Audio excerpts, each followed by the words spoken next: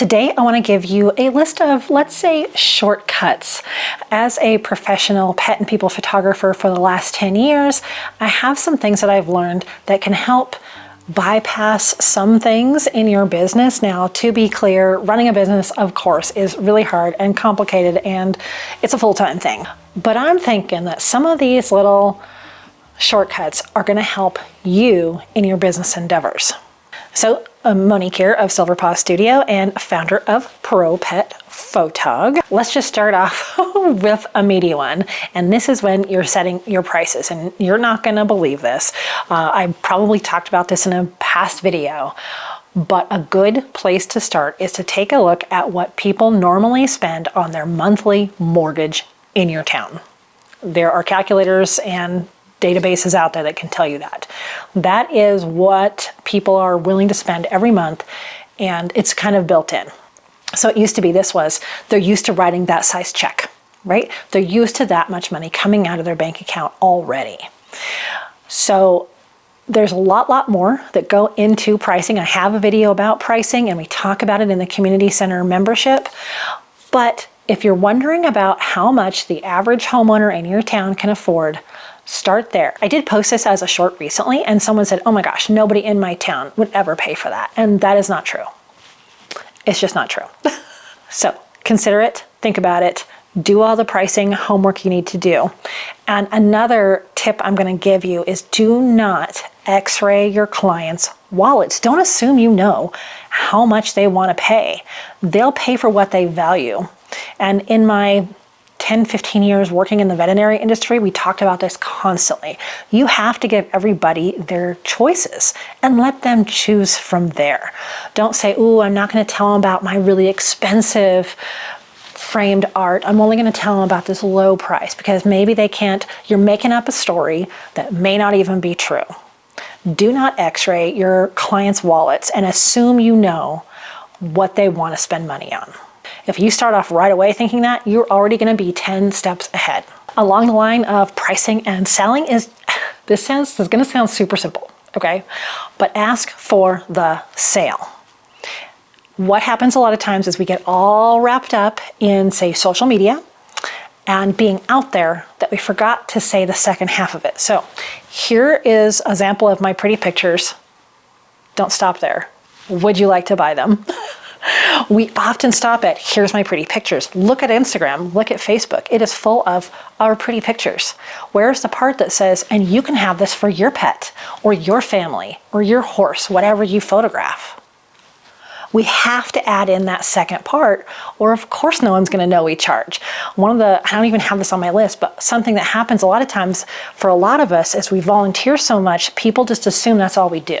Is we're only a volunteer photographer for causes that we love. And then someday you add on your business part and they are confused. So you have to say, here's my pretty pictures. Would you like to buy some of your own pets? Ask for the sale. Okay, kind of moving away from that. One thing is remember names. This also sounds obvious, but it makes a big difference. The sweetest sound in the world is the sound of our own name. So the more that you could say, oh, you're just doing so great, Amanda. Like the dogs that were here in the studio today, Salem, you're doing great. And remembering everybody's names, I always look at their names right before I come into a session, especially if there's a lot of pets and people. So do your very best. Don't tell yourself you don't remember names. Just don't even think about that anymore. Tell yourself that you're great at remembering names and you'll remember names better. Really, this goes a long, long ways. Here's another shortcut for you. Turn what you think are negatives into positives. The biggest one that I see that I've dealt with is when I didn't have a studio. So when you don't have a studio, oftentimes we'll be like, oh, well, I don't have a studio, but I'll come to you, and we're very mousy about it. No. Say, you know what? I don't have a studio because the beauty is I come to you. You don't have to wrestle everybody together and come to a strange environment. We're going to be right in your home where everyone's already there and comfortable, and we have all their toys, their treats, everything. Doesn't that sound so much better? Take out of your mind what you think is a negative and turn it into a positive, or change it, right? So if you really don't think that's a good idea, then why are you doing it? So take some of those things that you think, oh, someday I'll have that. Make it awesome right now. Another one is your gear. Oh my gosh, we all get gear acquisition syndrome, and we want the newest piece of tech. And I want to tell you that professional photographers have the oldest equipment. We beat it up. Wring the life out of your gear. Don't upgrade your camera until you've really reached the limit of what you can possibly do with it. Have you tried every setting, every lens setting, camera setting? There's so many in these cameras that they really can last 3, 4, 5 years. Unless you get to the point you're like, okay, this part just doesn't work anymore. Or now I've transitioned to, let's say, action and my camera just can't keep up with that. Or maybe you're printing even bigger, or you're switched to commercial and you need more megapixels. Really, really, really wring the life out of your gear before you buy anything else. Here's another one when it comes to your content. It's just record the boring. And I did that today, as you're seeing, is just record you like typing something, setting up your gear, putting your gear away, cleaning it, unpacking an order.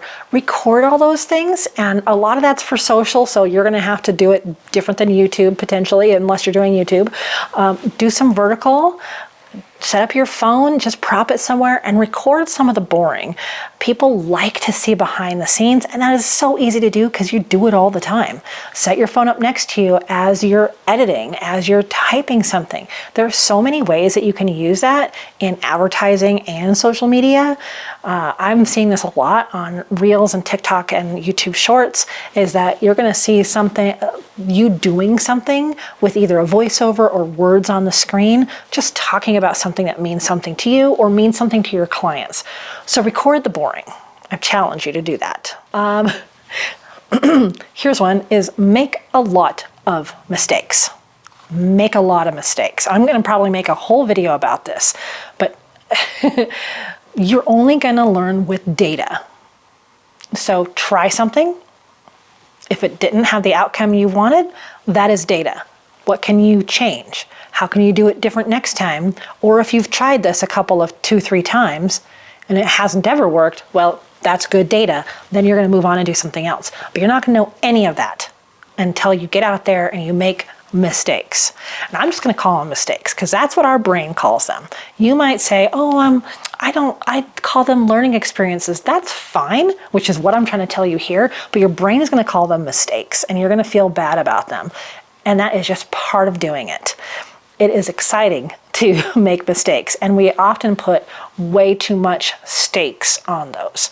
Oh no, if this doesn't work, then it's gonna, like, everything's gonna be devastating, so you just don't do it.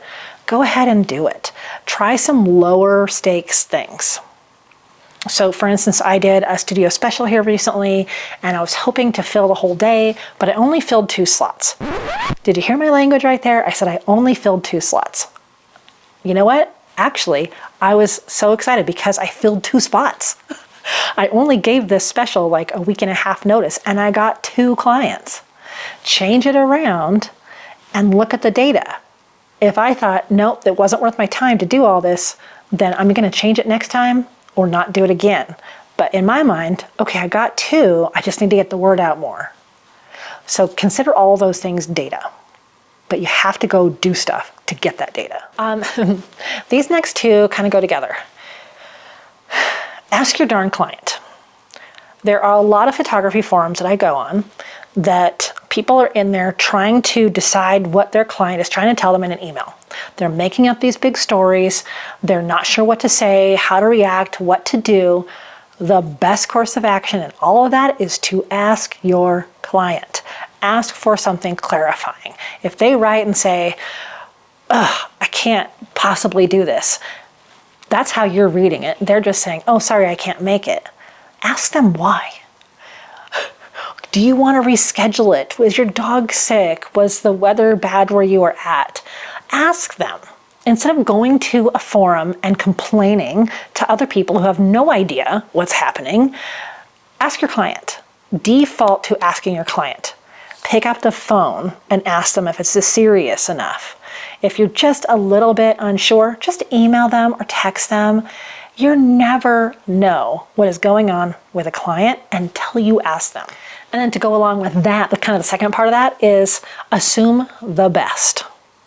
So instead of assuming that they're doing something, intentionally to hurt you, most people are not doing that. Are you doing that? Okay, then your clients aren't doing it. So assume the best. This summer, I had a situation where there was a definite miscommunication somewhere, and it kind of drug out for a while. And I kept persisting, like, how's it going? What's going on? And, we patched it all up, and it was fine. But I had to keep persisting, in a kind way. And there was nothing hurtful that they were doing. They were just simply overwhelmed with their life as it was. That's it. It had nothing to do with me. So always assume the best. This hack will really help you in the beginning too, or this shortcut is always look for opportunities. You notice I have my studio shirt on. I have my car wrapped. I've got displays around town. Every time I talk to someone or I go to a gallery, I go to an event, I talk about my business if they want to. Even if I'm not talking to someone, I can look around and go, hey, they might be a good fit. This event might be a good fit. Always be looking for opportunities. Now, one place that we get hung up on a lot is that people will ask us to do something we don't normally do. And the way I look at this is you have the things that you advertise, and then you have the other jobs that you'll just take anyway, right? So if you're a pet and people photographer and someone comes to you and says, well, I don't have a pet, can you photograph us? Sure, why not? If you feel comfortable doing that, you're probably not going to use that in your portfolio. You're not going to market to that, but why can't you do it? If your books aren't full, do that job. If someone says we have a whole staff at the veterinary office to photograph, consider, do you have the skills and the equipment to do that and the time? Yeah, figure it out. So look for opportunities everywhere. This can come in so many different ways. Like I am teaching a cell phone tips class for pet people at a fancy hotel next month. Cool. Say yes. So look for opportunities. And this last one is going to surprise you, is that none of us 100% know what we're doing. No business anywhere always knows what they're doing. We are out there making mistakes. We're saying yes. We're trying new things. We're talking to people. And I had this conversation with a friend recently who's in a different field. And she's like, I don't understand. Every time I go work for someone and see the back end of how things work, it's a mess. And I'm like, yeah, we're all a little bit of a mess back here. None of us 100% know what we're doing. We're just going for it. And to me, that sounds really freeing. Like, okay, take the pressure off yourself a little bit, okay? You don't know what you're doing, and you're never going to 100% know. You're going to get more clarity as you do things, but a lot of us have areas that we're constantly trying to improve and work on and discover. So that's what I have for you today, some shortcuts for business as someone who's been doing this for over a decade. Let me know what questions you have in the comments. Remember, if business part of pet and people photography is something you're working on, I implore you to look into the Pro Pet Photog Community Center. We meet twice every month. We have a class on topics just like this.